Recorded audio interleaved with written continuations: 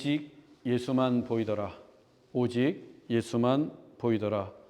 이 제목으로 하나님 말씀 전하겠습니다. 지난 7월에 열린 2024 파리올림픽에서 이 활을 쏘아 관역을 맞추는 양궁 경기는 남녀 단체전, 혼성 단체전, 남녀 개인전 등 모두 5개 종목이었습니다. 양궁의 강국이었던 대한민국은 이번 파리올림픽에서 이 5개 종목에서 모두 금메달을 따내면서 세계 최강의 면모를 과시했습니다. 여자부 에이스 임시연 선수는 무려 694점을 쏘면서 올림픽 신기록과 세계 신기록을 모두 갈아치웠습니다. 특히 여자 단체전의 경우 88 서울 올림픽에서 양궁이 처음 공식 종목으로 채택된 이래 10번 연속 금메달을 따내며 10연패의 위협을 달성했습니다. 36년 동안 단 한 번도 우승을 놓치지 않은 것입니다. 이 여자 단체전 10연패의 위협은 앞으로도 또 스포츠 경기 전체를 통틀어서도 결코 깨질 수 없는 참으로 위대하고 놀라운 성취였습니다. 그렇다면 이 같은 양궁 경기의 핵심이 무엇이겠습니까? 관역을 보는 것입니다. 이 노란색으로 칠해진 6.1cm 크기의 X10 10점 만점의 관역을 정조준하고 활시위를 놓는 순간까지 그 관역에서 눈을 떼지 않고 오직 관역만을 보는 것입니다. 바람이 불어도 관중들의 함성이 들려도 긴장감이 파도처럼 밀려와도 오직 관역만을 뚫어지게 보는 것입니다. 만일 관역이 아닌 다른 것을 보게 된다면 결코 좋은 성적을 거둘 수 없습니다. 대한민국 양궁팀의 우승 비결은 바로 그 관역 보기에 성공했기 때문입니다. 양궁 대표 감독이 인터뷰에서 이런 말을 했습니다. 오로지 관역에만 집중을 했고 눈을 감아도 관역이 보일 정도로 관역을 보았습니다. 신앙도 마찬가지예요. 우리가 좋은 신앙을 갖기 위해서는 구원의 길이요 진리요 생명이신 예수님, 오직 예수님만을 보아야 합니다. 오늘의 본문도 신앙의 관역이 예수님이심을 우리에게 가르쳐주고 있습니다. 본문 28절로 29절입니다. 이 말씀을 하신 후 8일쯤 되어 예수께서 베드로와 요한과 야고보를 데리고 기도하시러 산에 올라가사 기도하실 때에 용모가 변화되고 그 옷이 휘어져 광채가 나더라. 예수님이 베드로와 요한과 야고보를 데리고 기도하시러 산에 올라가셨습니다. 그런데 신비롭게도 예수님이 기도하실 때 예수님의 용모가 변화되셨습니다. 예수님의 옷도 휘어져 광채가 나도록 변화되었습니다. 이처럼 예수님이 변화하셨다고 해서 오늘날 우리는 이 산을 변화산 이렇게 부른다고 했습니다. 이 같은 예수님의 변화는 하나님의 신성, 하나님의 영광, 하나님의 광채를 바라시는 성자 하나님으로서의 예수 그리스도, 곧 천국에 계신 예수님으로 변화하신 것입니다. 예수님의 용모와 옷이 변화된 것도 신비로운데 더 신비로운 일이 일어났습니다. 본문 30절로 31절입니다. 문득 두 사람이 예수와 함께 말하니 이는 모세와 엘리야라. 영광 중에 나타나서 장차 예수께서 예루살렘에서 별세하실 것을 말할세. 갑자기 두 사람이 나타나 예수님과 대화를 하기 시작했습니다. 모세와 엘리야였어요. 그 두 사람이 영광 중에 나타나 장차 예수님께서 예루살렘에서 별세하실 것을 말했습니다. 예수님이 십자가에 못 박혀 죽으심으로써 별세, 이 세상과 이별하신다는 겁니다. 이 모세와 엘리야는 이스라엘의 신앙을 대표하는 인물들입니다. 모세는 하나님으로부터 율법을 받아서 이스라엘에게 전해준 율법의 수여자였습니다. 율법의 수여자, 기버. 그래서 율법하면 제일 먼저 떠오르는 인물이 모세입니다. 또한 모세는 출애굽의 대역사를 이끌었던 전설적인 지도자로서 그 모세가 지팡이를 휘둘면 나일강이 피가 되고 하늘에서 불과 우박이 떨어지고 홍해도 갈라졌습니다. 한편 엘리야는 율법의 수호자로 명성을 떨쳤습니다. 율법의 수호자, 키퍼. 아합의 시대에 온 이스라엘이 율법을 파괴하고 바알 선지자 450명이나 두고 전국 곳곳에 바알 산당을 짓는 등 온통 바알 숭배에 빠져 있었습니다. 그때 엘리야가 바알 선지자 450명을 홀로 맞서 싸우면서 하나님의 말씀인 율법과 여호와의 신앙을 온 몸으로 지켜냈습니다. 하늘에서 불도 내리고 비도 내리면서 율법을 수호했습니다. 또 죽은 자도 살리는 등 수많은 기적을 행했고 자신 또한 죽음을 보지 않고 하늘로 승천한 불멸의 선지자였습니다. 때문에 이스라엘 신앙의 역사에서 가장 위대한 두 사람을 꼽으라고 한다면 단연 모세와 엘리야였습니다. 그 두 사람이 지금 변화산에 나타난 것입니다. 영광 중에 나타나서 예수님과 함께 이야기를 나누고 있습니다. 그런데 모세는 예수님보다 1500년 전의 사람입니다. 엘리야는 850년 전의 사람이에요. 셋 다 전혀 시대가 달라요. 그런데 지금 한자리에 만나서 함께 이야기를 나누고 있습니다. 어떻게 이런 일이 가능할 수 있을까요? 서로 다른 시대에 태어나고 활동을 했는데 1000년 이상의 시공간을 뛰어넘어서 어떻게 이럴 수 있을까요? 지금 그곳 변화사는 천국이 임했기 때문입니다. 천국에 계신 모습으로 변화되신 예수님께서 지금 천국의 실제 상황을 보여주고 계신 거예요. 즉 천국이기 때문에 가능한 것입니다. 우리도 천국에 가면 모세 할아버지도 만나고 엘리야 선지자도 만나서 이야기할 수 있습니다. 저도 천국에 가면 꼭 만나고 싶은 사람이 있어요. 사도 바울입니다. 그 바울을 만나서 온 지중해 세계를 누비며 복음을 전했던 그의 이야기를 바울의 얼굴을 마주하면서 그의 생생한 목소리로 듣고 싶습니다. 물론 제일 보고 싶은 분은 예수님이에요. 예수님의 그 인자하시고 사랑스러우신 얼굴을 바라보면서 예수님의 온화한 미소와 잔잔한 음성으로 들려주시는 팔복의 말씀을 꼭 듣고 싶습니다. 그 천국에서 마음이 가난한 자는 복이 있나니. 얼마나 좋아요. 다시 본문으로 돌아와서 이 모세와 엘리야, 이같이 위대한 두 지도자와 해처럼 밝게 변하신 예수님이 말씀을 나누고 있습니다. 누구라도 그 장면을 본다면 이보다 더 큰 황홀감이 없었을 거예요. 그 장면을 누가 보았어요? 베드로, 요한, 야고보가 보았습니다. 예수님은 12명의 제자 중에 그들 3명만 데리고 지금 산에 올라가셨어요.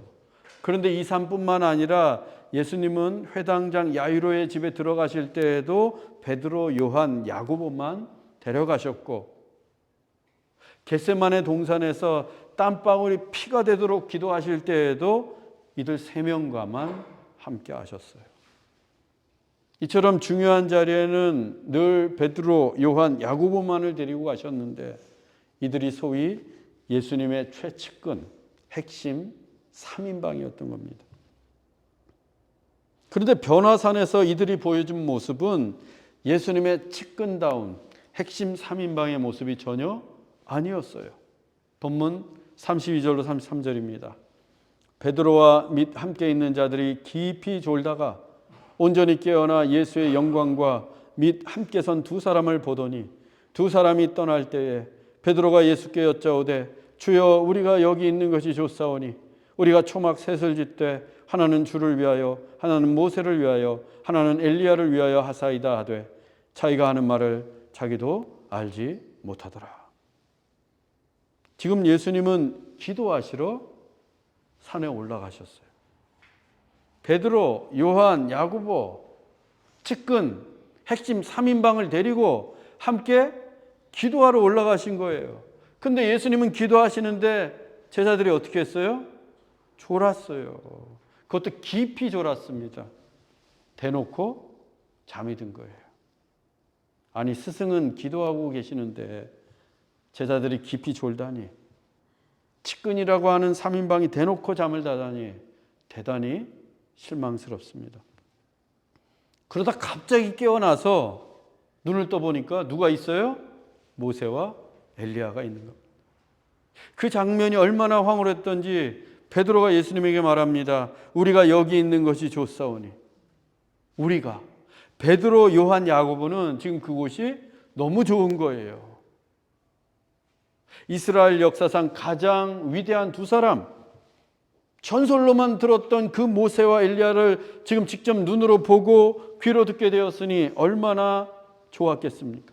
게다가 예수님의 용모는 해처럼 밝게 빛나고 있지. 그냥 감탄이 절로 나옵니다. 우리는 여기가 너무 좋다. 여기보다 더 좋은 곳이 없는 거예요. 그래서 베드로가 어떻게 합니까? 초막 셋을 짓겠다고 나섰어요. 주님을 위해서 초막 하나를 짓고요. 모세를 위해서도 내가 하나 짓겠습니다. 엘리야를 위해서도 초막을 짓겠습니다. 언뜻 보면 베드로가 매우 헌신적인 사람인 것처럼 보여요. 또 예수님을 위하는 것처럼 보입니다. 하지만 이것은 헌신이 아니에요. 예수님을 위하는 것도 아닙니다. 베드로는 그곳이 너무 좋아서 그냥 눌러앉고 싶었을 뿐이에요. 산에 내려가서 자기 십자가 지고 싶지 않아요. 주님을 위해 목숨을 잃고 싶지도 않아요. 그냥 이 산에서 모세와 엘리야를 보면서 황홀함에 안주하고 싶었던 겁니다. 그런데 그렇게 말을 하면서도 베드로는 자기가 무슨 말을 하고 있는지 모릅니다. 황홀함에 취해서 비몽사몽하면서. 마태복음은 그때 곧바로 예수님이 하신 말씀을 기록하고 있어요. 누가복음에는 없는데. 마태복음 17장 7절입니다. 예수께서 나와 그들에게 손을 대시며 이르시되 일어나라. 제 생각엔 예수님이 한 대 친 것 같아요. 팍 치면서 일어나. 황홀함에 빠져서 자기들이 무슨 말을 하고 있는지도 모르는 제자들에게 예수님이 손을 대시며 말씀하셨습니다. Get up, 일어나. 여기 있는 것이 좋사오니 하며 그 자리에 주저앉고 안주하려는 베드로와 제자들을 향해서 예수님은 일어나라고 말씀하셨습니다. 그들에게는 반드시 일어나야만 하는 사명이 있었기 때문입니다. 그들은 산 위에 초막이나 짓고 유유자적하며 살 수 없는 사람들이에요. 앞으로 사도가 되어야 하는데, 초대교회 역사를 세워가야 하는데, 만일 그들이 그때 그냥 그 산 위에 초막이나 짓고 살았다면, 우리가 여기 있는 것 좋사오니 하면서 그냥 그 자리에 눌러 앉았다면, 우리는 안전뱅이를 일으키는 베드로의 이야기도 3,000명, 5,000명을 회심시켰던 베드로의 위대한 설교도 들을 수 없었습니다. 요한복음, 요한계시록도 영영 볼 수 없습니다. 또 베드로, 야고보, 요한의 사역을 기록한 사도행전도 전혀 다른 내용이 되었을 거예요. 베드로, 야고보, 요한이 없는 사도행전은 상상이 되질 않습니다. 요한계시록이 없는 성경도 상상이 안 돼요. 오늘 우리가 불렀던 찬양 마라나타 아멘 주 예수여 오시옵소서, 그 찬양 가사가 요한계시록 마지막에 있는 내용이에요. 그러면 그 찬양도 부를 수 없는 거예요. 여기 있는 것이 좋사오며 하며 눌러 앉았더라면. 다행히 그들은 예수님 말씀에 순종해서 그 산을 내려옵니다. 신앙은요, 그 자리에 안주하는 게 아니에요. 이 정도면 됐지. 장로 되었으면 됐지. 권사 되었으면 됐지. 집사 되었으면 됐지. 한 10년 예수 믿었으면 됐지 하면서 여기가 좋사오니 하고 안주하는 게 아니란 겁니다. 지금 내가 머물고 있는 상황과 형편이 아무리 좋아도 그 자리에 안주하는 게 아니라 일어나는 거예요. 일어나. 사명을 향해 믿음의 경주를 달리는 것이 신앙입니다. 그래서 신앙은 표대를 향해서 날마다 달려가는 거예요. 여러분은 표대를 향해서, 사명을 향해서 믿음의 경주를 다하시는 참된 제자가 되기를 바랍니다. 예수님이 말씀하시고 이어서 하늘에서 소리가 들려왔습니다. 본문 34절로 35절입니다. 이 말할 즈음에 구름이 와서 그들을 덮는지라. 구름 속으로 들어갈 때에 그들이 무서워하더니 구름 속에서 소리가 나서 이르되 이는 나의 아들 곧 택함을 받은 자니 너희는 그의 말을 들으라 하고. 제자들과 예수님이 말씀을 나누실 즈음에 구름이 제자들을 덮었습니다. 이때의 구름은 하나님의 거룩하고도 영광스러운 임재를 상징합니다. 성경에서 곧잘 구름은 하나님의 임재를 의미해요. 모세가 시내산에서 십계명을 받을 때에도 하나님은 빽빽한 구름 가운데 임하셨습니다. 또 여호와의 영광이 성막에 충만했을 때에도 구름이 회막을 덮었어요. 애굽을 나온 이스라엘 백성들이 행진할 때는 아예 구름 기둥이 날마다 앞서 나가셨습니다. 지금 제자들도 하나님의 그 거룩한 임재를 경험하고 있는 거예요. 그래서 제자들이 구름 속으로 들어갈 때 무서워했습니다. 하나님의 임재에 압도되었기 때문이에요. 구름 속에서 하나님의 말씀이 들려옵니다. 이는 나의 아들 곧 택함을 받은 자니 너희는 그의 말을 들으라. 하나님께서 직접 예수님이 누구신지 말씀해 주십니다. 예수는 나의 아들이다. 예수님이 하나님의 아들이라고 선언하셨어요. 하나님의 아들은 곧 하나님이십니다. 성부 하나님과 신분과 본질과 능력에 있어서 100% 동등하신 성자 하나님이십니다. 그 예수님이 하나님이 택하신 자라고 하세요. 이 세상을 구원하시기 위해 하나님이 택하신 구원자 그리스도라는 의미입니다. 그러니 하나님께서 그 예수님에게 순종하라고 말씀하십니다. 너희는 그의 말을 들으라.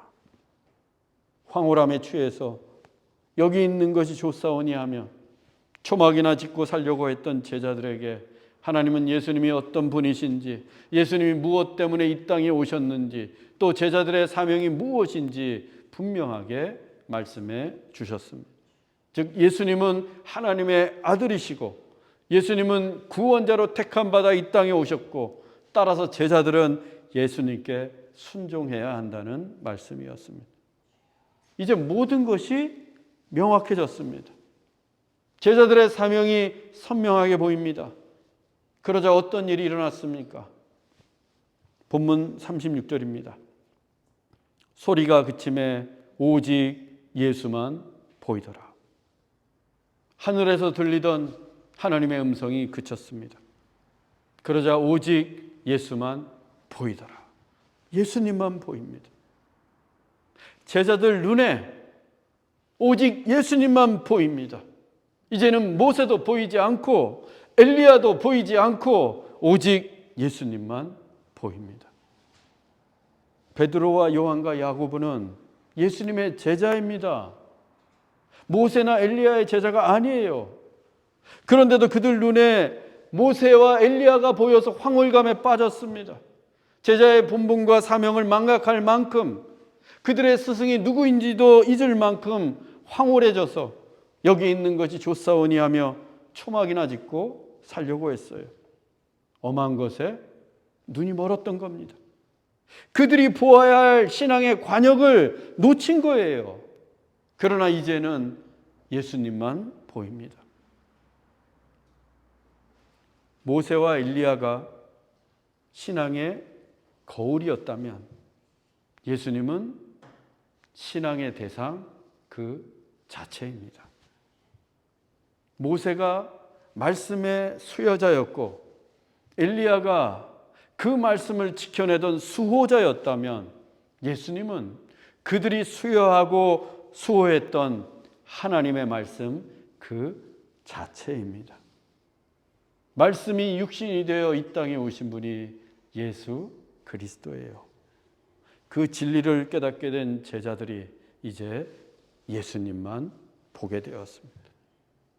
여기에 중요한 메시지가 있습니다. 우리도 신앙생활하면서 예수님만 보여야 합니다. 교회에 와서도 예수님만 보여야 합니다. 교회라고 해서 완전합니까? 부족한 것도 있고 연약한 것도 있고 사람도 다 마찬가지예요. 이 사람은 이래서 마음에 안 들고 저 사람은 저래서 마음에 안 듭니다.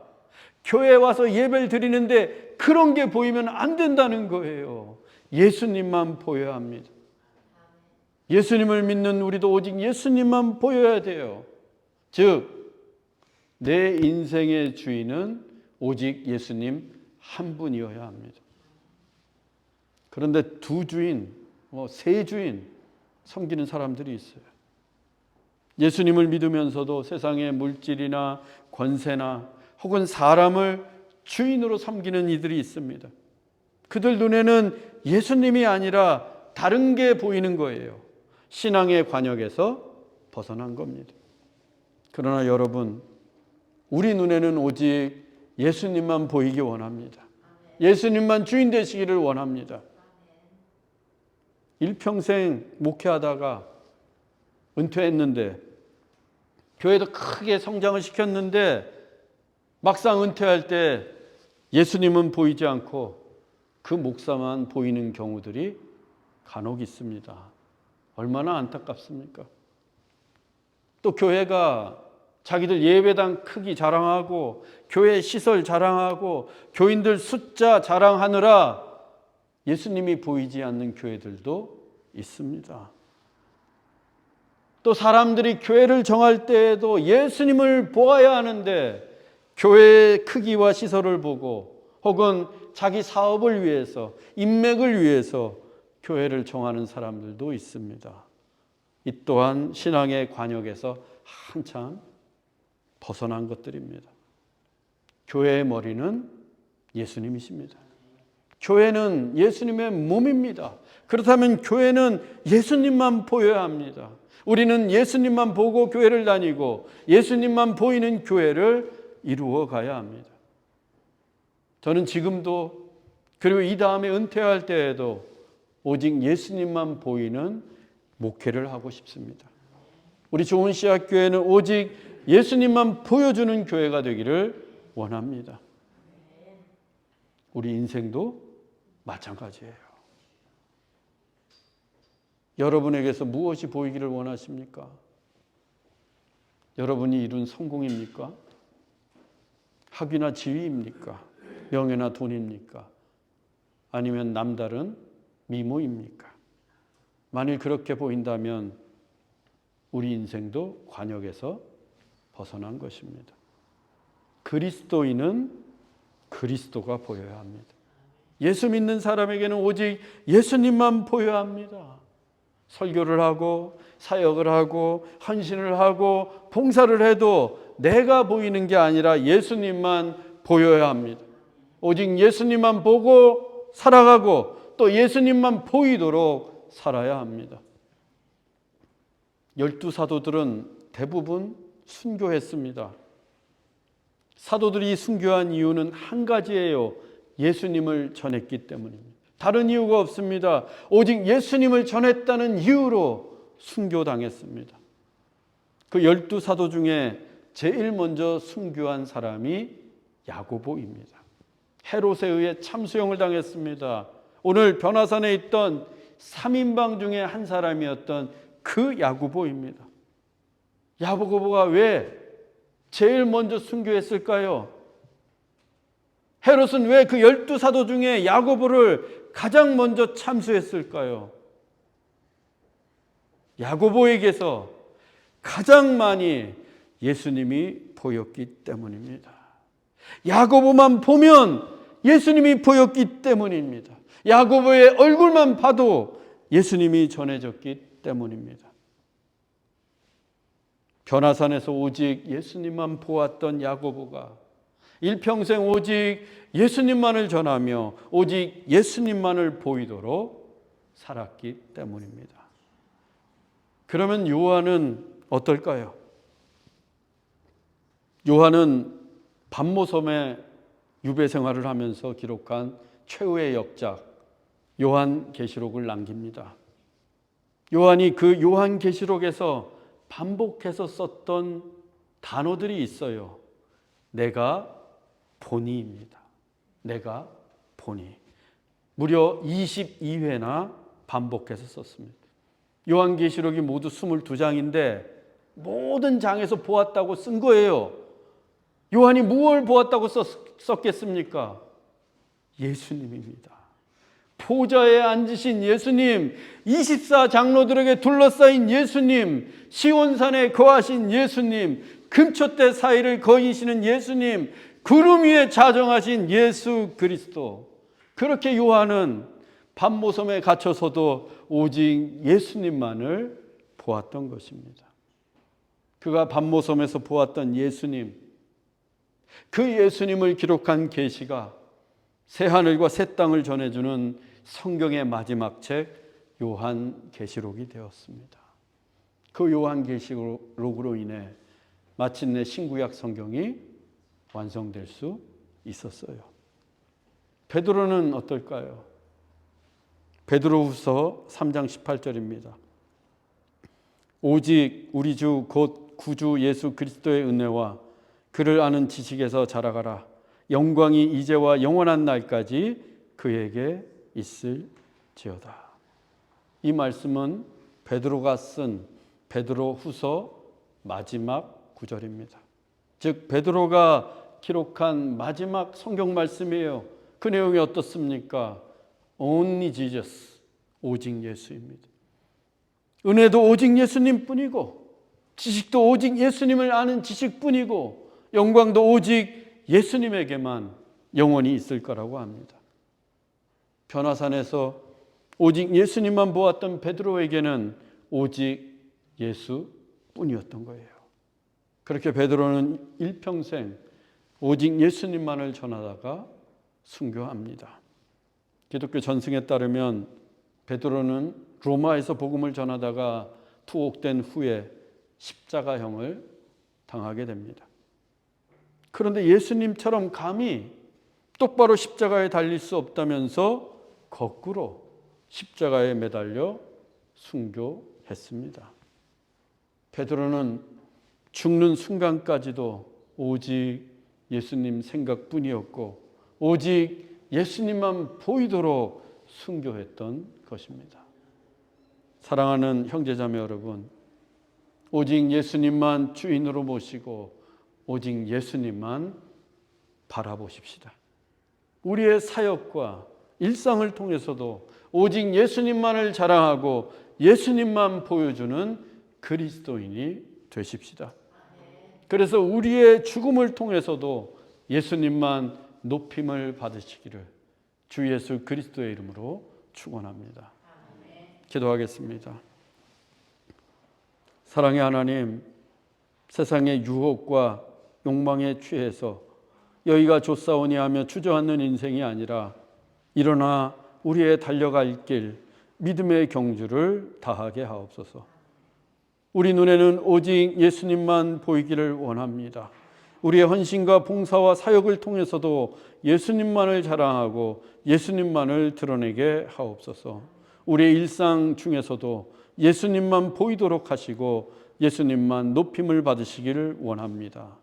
길이요 진리요 생명이신 예수 그리스도의 이름으로 기도하옵나이다. 아멘.